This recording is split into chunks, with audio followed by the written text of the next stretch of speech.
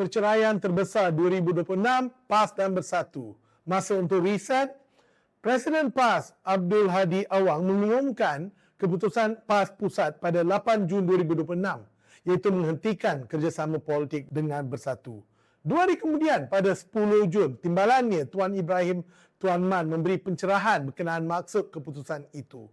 Menurutnya, Bersatu menimbulkan kesukaran dan kekangan apabila Hamzah Zainuddin dan Riset Malaysia hadir untuk program bersama dan usaha menyatukan parti-parti Melayu lain seperti Berjasa, Pejuang dan Perkasa ke dalam Perikatan Nasional dibantah oleh pihak Muhyiddin Yassin. Ada juga provokasi terhadap PAS di Perlis dan Negeri Sembilan, katanya.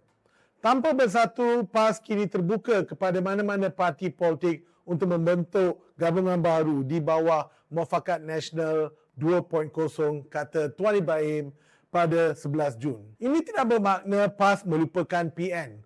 Fokus adalah memperkukuhkan kerangka PN dan menjadikannya PN+. Tuan Ibrahim tidak menyebutnya secara terus tetapi agak terang bahawa Bersatu perlu dikeluarkan daripada PN sebelum PN+ boleh terbentuk, iaitu gabungan yang merakumi Gerakan Malaysian Indian People's Party MIPP dan parti-parti Islam di bawah kepimpinan PAS. Pengerusi PN pada masa ini ialah Menteri Besar Terengganu Syamsuri Mokhtar yang mengambil arahan daripada PAS Pusat. Hanya 3 hari selepas kenyataan PAS Pusat dikeluarkan, pengerusi PN Syamsuri bersuara tentang hala tuju gabungan. Kata Syamsuri, Perikatan Nasional bukan milik mana-mana parti secara mutlak. PN adalah gabungan politik berperlembagaan yang ditubuhkan atas dasar muafakat parti-parti pengasas. Bagus juga yang pucuk pimpinan PAS membenarkan Syamsuri berucap bagi pihak PN walaupun 3 hari lewat.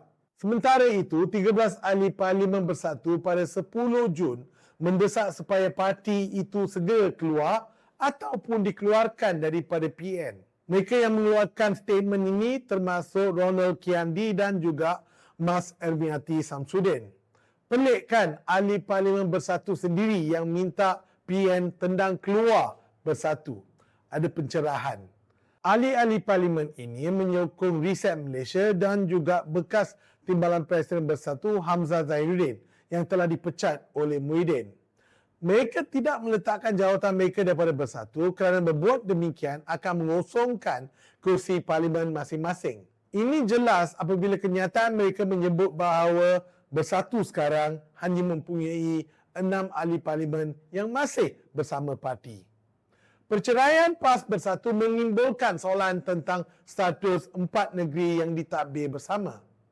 Perlis paling tenat. Pengerusi PN Perlis, Syarudin Kasim, yang bersama PAS menyatakan mereka menunggu kata sepakat daripada Perikatan Nasional Pusat sebelum bertindak. Disember lalu, melalui proses penukaran sokongan, jawatan Menteri Besar Perlis beralih daripada PAS kepada Bersatu. 3 adun Perlis dipecat oleh PAS kerana menyokong Menteri Besar Bersatu. Dun Perlis kini terpecah kepada 6 adun PAS, 5 daripada Bersatu, 1 daripada Pakatan, manakala ada 3 kerusi yang kosong.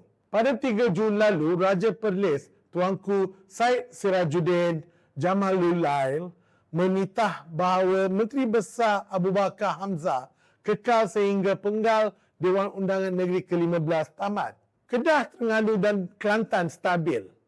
PAS mempunyai majoriti di ketiga-tiga negeri tanpa memerlukan sokongan Bersatu untuk terus mentadbir. Menteri-menteri besar di sana tidak risau dengan kehadiran exco negeri daripada Parti Bersatu, asalkan mereka tetap setia kepada kepimpinan PAS.